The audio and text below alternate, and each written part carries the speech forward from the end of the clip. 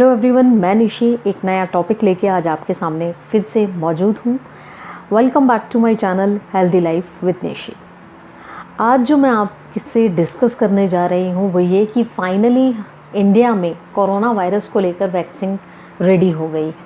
हालांकि आयुर्वेदिक और एलोपैथी दोनों की तरफ से जो ये वैक्सीन बनाई गई है, लॉन्च करना अभी बाकी है, क्योंकि मंत्रालय की तरफ से थोड़ी बहुत कंट्रोवर्सी इसको लेकर हो रही है। अभी फ़िलहाल ये एक गुड न्यूज़ है कि हमारे इंडिया में हम सभी लोग जानते हैं कि वैक्सीन तैयार कर ली गई है। एंटीवायरल वैक्सीन है ये, जिसमें जिनको माइनर सिम्टम्स हैं वो लोगों के लिए ये दोनों ही जो आयुर्वेदिक बाबा रामदेव की तरफ से और साथ में ग्लेनमार्क जो एलोपैथी कंपनी है फार्मास्यूटिकल्स उसकी तरफ से, दोनों की तरफ से ये एंटीवायरल जो मेडिसिन है, ड्रग है, वो वैक्सीन तैयार कर ली गई है।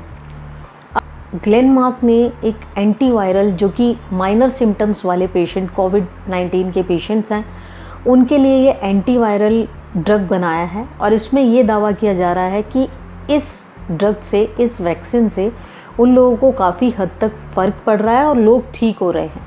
उसको फेबीफ्लू ब्रांड के नाम से, फेबीपिरमिस के नाम से इसको जो तैयार किया गया है, ये है ग्लेनमार्क की एलोपैथी। हालांकि ये काफ़ी कॉस्टली है, इसकी जो मार्केट प्राइस है वो काफ़ी कॉस्टली अभी बताया जा रहा है।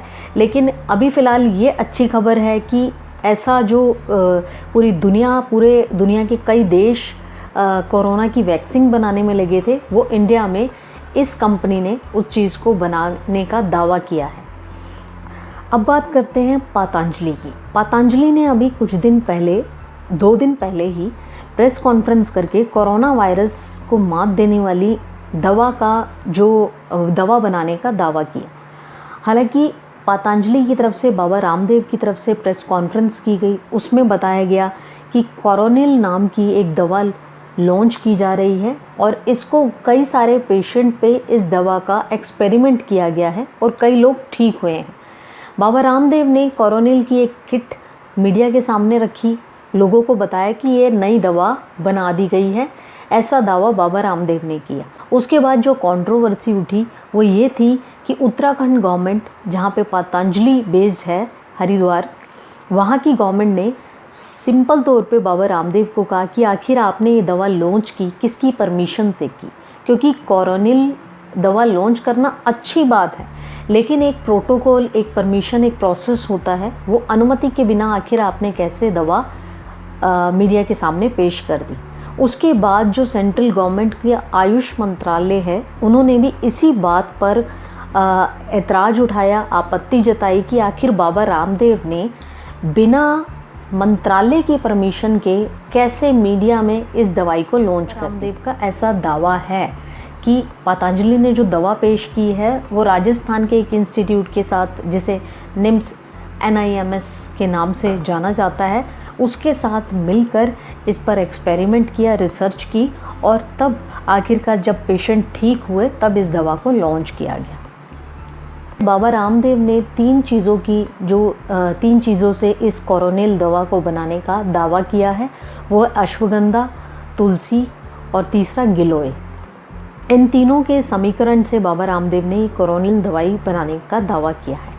हालांकि अब जो प्रश्न उठ रहे हैं कि आखिर इन तीनों से कैसे जो माइनर सिम्टम वाले कोविड-19 के पेशेंट हैं वो ठीक हो जाएंगे, वो तो ऑटोमेटिकली पहले ही ठीक हो रहे हैं।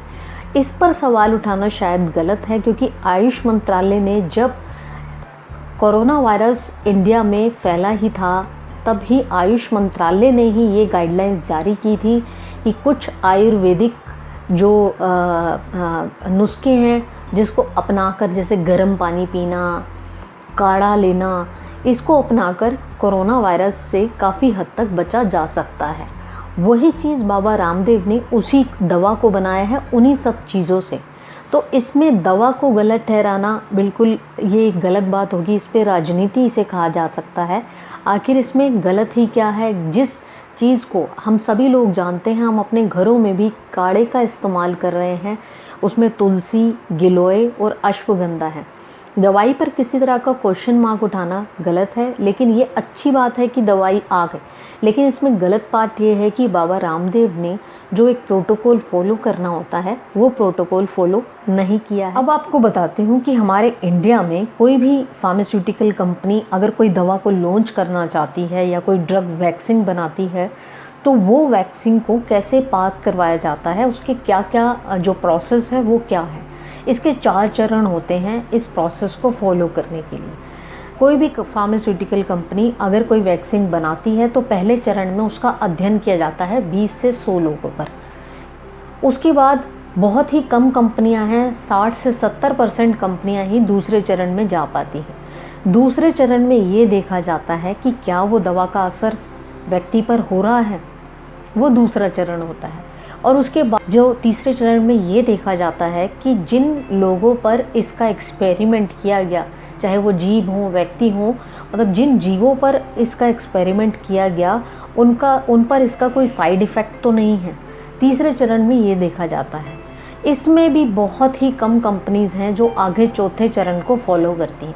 चौथे चरण में जाके हमें पता चलता है कि ये तीनों चरण जब क्लियर कर लिए जाते हैं उसके बाद चौथे चरण में फाइनल व्यक्तियों पर जो इस दवा का एक्सपेरिमेंट किया जाता है कि पर्टिकुलर कि वो किस बीमारी से ग्रसित हैं, कहीं उस पर तो इसका कोई साइड इफ़ेक्ट नहीं पड़ रहा है।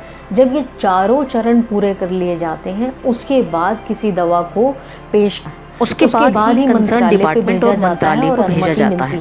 ये 4 चरण हैं जिसको फॉलो करना पड़ता है और बहुत कम कंपनियां इन चरण को फॉलो कर पाती हैं। शायद बाबा रामदेव ने भी बहुत ही जल्दबाजी में ये दवा को लॉन्च कर दिया। हालांकि ये दवा एक अच्छी उपलब्धि है, चाहे वो आयुर्वेदिक हो या फिर एलोपैथी हो, बहुत अच्छी उपलब्धि है अगर हमारे इंडिया में आ जाती है, क्योंकि कई बड़े देश इस दवा को बनाने में लगे हैं लेकिन कोई अभी तक इसमें पास नहीं हो पाया है। और हम भी यही दुआ करते हैं कि जल्दी से ये दवा मार्केट में आए ताकि इस कोरोना वायरस जैसी महामारी से हम सब लोग बच सकें।